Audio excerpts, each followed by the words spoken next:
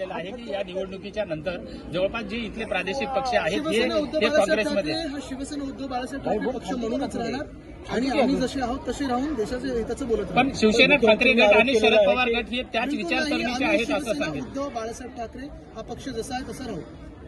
पण दोन्ही आणि पक्ष त्याच विचारसरणीचे आहेत असं आम्ही बोलतो. देश हिताच्या विचारसरणीचे आहोत आणि ते काम करत राहू. पण उद्धव बाळासाहेब ठाकरे शिवसेना हा पक्ष जसा आहे तसा राहू.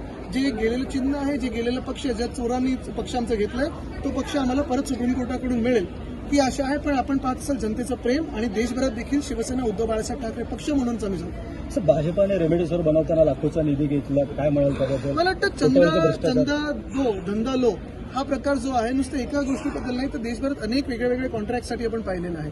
मुख्य गोष्ट हीच आहे की इलेक्ट्रॉनिक बॉन्डचा जो स्कॅम आहे जगातला कदाचित सर्वात मोठा स्कॅम हा देशासमोर आलाय. तो एक स्कॅम आहे. दुसऱ्या बाजूला आपण पाहत असाल रेवण्णाचा जो राक्षस आहे तो देखील आज पळालेला आहे आणि केंद्र सरकार त्याला परत आणण्यासाठी काहीच करत नाही.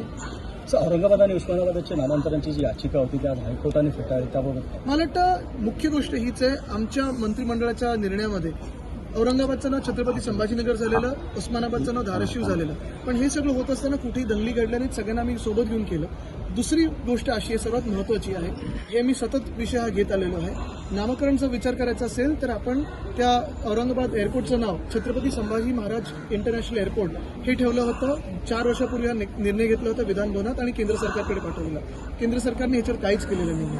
नवी मुंबई विमानतळाचं नाव श्री दिबा पाटील आंतरराष्ट्रीय एअरपोर्ट हे दिलं होतं पण ते अजून मान्य केलं नाही केंद्र सरकारने. पण अयोध्येमध्ये नाव बदललेलं आहे, गोव्यामध्ये नाव बदललेलं आहे. म्हणजे हा महाराष्ट्राला असा का ही वागणूक मिळत आहे केंद्र सरकारकडून किंवा भाजपाकडून हा प्रश्न आहेच. आदित्य साहेब 3 टप्प्यामधलं आता इलेक्शन संपलेलं, मतदान संपलेलं आहे. परंतु आता जे 4थ्या टप्प्या 5व्या टप्प्यामधलं जे मतदान आहे त्यामध्ये प्रत्येक ठिकाणी अमित शहा आणि नरेंद्र मोदी हे प्रचार घेत असताना आपल्याला दिसतात. आज 13 तारखेला कदाचित अमित शहा आणि पंतप्रधान मोदींची सभा लागण्याची शक्यता आहे. काय याचा संकेत काय? आपण महाराष्ट्राची जनता म्हणून हा विचार करायला पाहिजे की गेल्या 5 वर्षात हे मोठे नेते कुठे होते, आपल्या राज्यात का नाही आले. कोविडच्या काळात जेव्हा इथे महाविकास आघाडीचं सरकार होतं आपण पाहिलं असेल हॉस्पिटल बांधण्यापासून ऑक्सिजन प्रोव्हाइड करण्यापर्यंत जेव्हा कोविडचं काम आपलं चालू होतं किंवा टोकतेसारखं वादळ येऊन गेलं तेव्हा हे भाजपचे मोठे नेते देशात जे मंत्रिपदांवर वेगळ्या गुजरातला गेले तिथे 1,500 कोटीचं त्यांनी फंड दिला.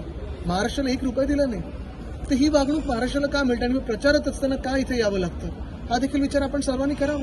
पण आता मोदीजींच्या ज्या सभा वाढल्या जात आहेत त्यामधले काय संकेत वाटतात? कारण उद्धव बाळासाहेब ठाकरे ही व्यक्ती त्यांच्यासोबत नाहीये म्हणून त्यांना दुप्पट तिप्पट सभा घ्यायला लागतात. तरी देखील महाराष्ट्र शिवसेना उद्धव बाळासाहेब ठाकरे या पक्षासोबत राहील. सर कालच्या मतदानामध्ये एकनाथ शिंदे यांनी सांगितलेलं आहे की ठाकरे गटाची शिवसेना ही काँग्रेसमध्ये बघा पक्ष चोरांनी आणि बाप चोरांनी पवार साहेब काय बोललेत, उद्धव साहेब काय बोलले त्याच्यावर बोलण्याचे त्यांना काही अधिकार नाहीये. हे लोक जे आहेत ते डरपूक होते म्हणून ते गुवाहाटी गोवाला वगैरे पळून गेले होते. त्यांना बोलण्याचा अधिकारच नाही.